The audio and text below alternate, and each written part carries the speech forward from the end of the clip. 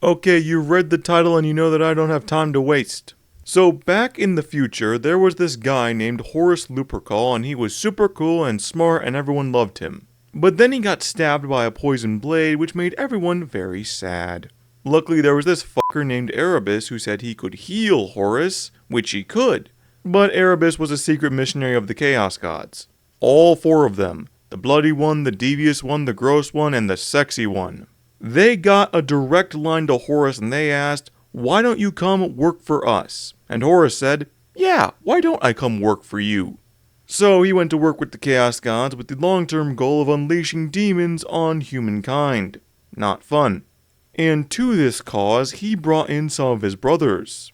In no particular order, he got Lorgar, the religious guy who was super pissed about everyone burning down his holy city, twice. He got Mortarion, who was super pissed that he couldn't die. He got Angron, who was also super pissed that he couldn't die, and because he had cybernetics in his brain to keep him mad. He got Magnus down the line, once he was done fucking up. He got Perturabo once he was done strangling his sister. He got Fulgrim, who was being driven mad by this super cool sword he found. He got a big pile of mental illnesses called Conrad Kurz. And he got these twins calling themselves Alpharius and Omegon, but we don't need to worry about them. They all wanted to speak about their problems to the Emperor, who was the leader of mankind and technically their dad. But if nothing else, he was at least very super big, massive, and huge. And he also had big guys that didn't want to side with demons. Like Romanov Jellyman, the demigod bookkeeper. Or Corvus Corax, the 10-foot-tall stealth operative. Or Ferrus Manus, who had Ferrum Manos. Or Rogel Dorn, living proof that a personality is not required to live. Or Jagatai Khan, the pragmatic and kind man who enjoyed decapitating people. Or Vulcan, the nice man who burned people. Or Sanguinius, who had wings. Or Lionel Johnson, who had trust issues. And that's all before I talk about Leman Russ, who was definitely there too. And I realize that was a lot of names to go through all at once, but don't worry, we're done now. So Horus and the heretics were ready to start touring. And the first people they had to kill were each other. A couple of the folks under their command weren't super keen on the idea of serving individuals known as the Dark Gods. So the first order of business was to shore up loyalty within the ranks with the only way guaranteed to have a 100% certainty. Alright, you guys and you guys specifically go down to this planet for a mission, and while you're down there, we promise not to bomb the planet from orbit.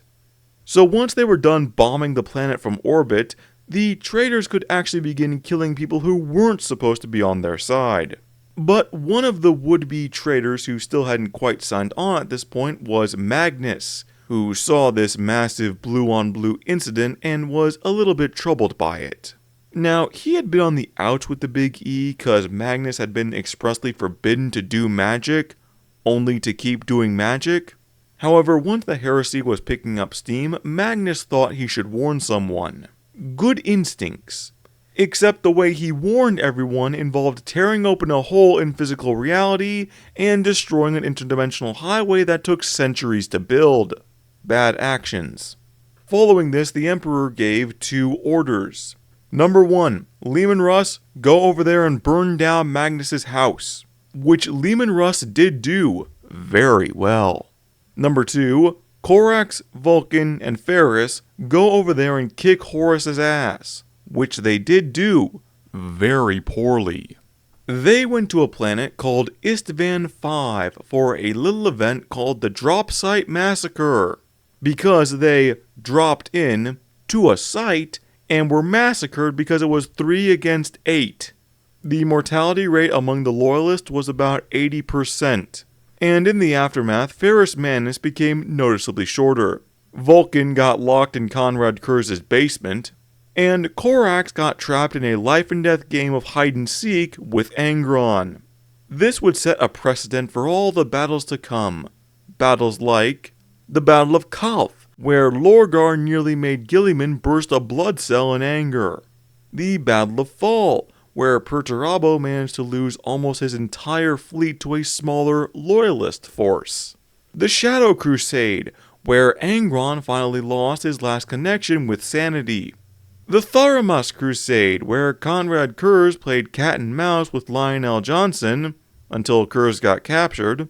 The Battle of Talaran, where the Iron Warriors bombed an entire planet into a desert, and still lost. Go Desert Raiders. The Cygnus Campaign, where Sanguinius ripped and tore until it was done. The Battle of Beta Garamond, where most, if not all, of the Horus Heresy gifts come from. And the Battle of Trisolan, where Horus decided he further needed to embrace change, along with blood, disease, and excess. In the last battle before the big one, Leman Russ decided to go rogue in an attempt to assassinate Horus before he could reach home base. It didn't work, of course, but points for trying, Wolf King. You did unintentionally save a still flesh and blood Belisarius Cull, and you got very close to killing Horus.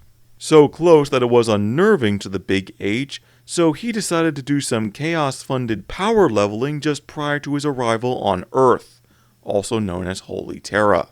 If I had to describe the Siege of Terra to you in brief, imagine several men the size and build of freight trains attempting to claw each other's eyes out. Meanwhile, there are so many people shooting at each other that the planet begins to run out of oxygen. Nearby, there are machines the size of buildings turning mountain ranges into powder. And also there are very unmetaphorical demons running around. In a universe of big battles, this is the biggest fight humanity would ever host. It only ends when Horus agrees to have a friendly chat with the Emperor. A chat that concluded with Horus so thoroughly dead that his soul got erased. And the Emperor survives only by taking a load off and relaxing in his golden lazy boy for the rest of time. As for everybody else, every primarch that took part in the battle is either dead or wounded to the point they can't even move. The Custodes are decimated to the point that they basically have to restart the whole order from scratch. So many Astartes are killed on both sides that their bodies block out the floor. And so many regular humans are killed that it's a larger number than the ordinary human mind can comprehend. But this would end the heresy and begin the Great Scouring, a combination of after-party cleanup and everybody trying to figure out what the fuck just happened. But I only promised to explain the heresy, and now I've done just that. Oh yeah, and I forgot to mention, Malcador was there too. Belisarius Cull, or Belisarius Crawl, if you will, is the giant mechanical centipede which was once a man, currently employed part-time by the Adeptus Mechanicus. Now, massive invasive cybernetics are nothing new at the Mechanicus. As a matter of fact, they're not even old.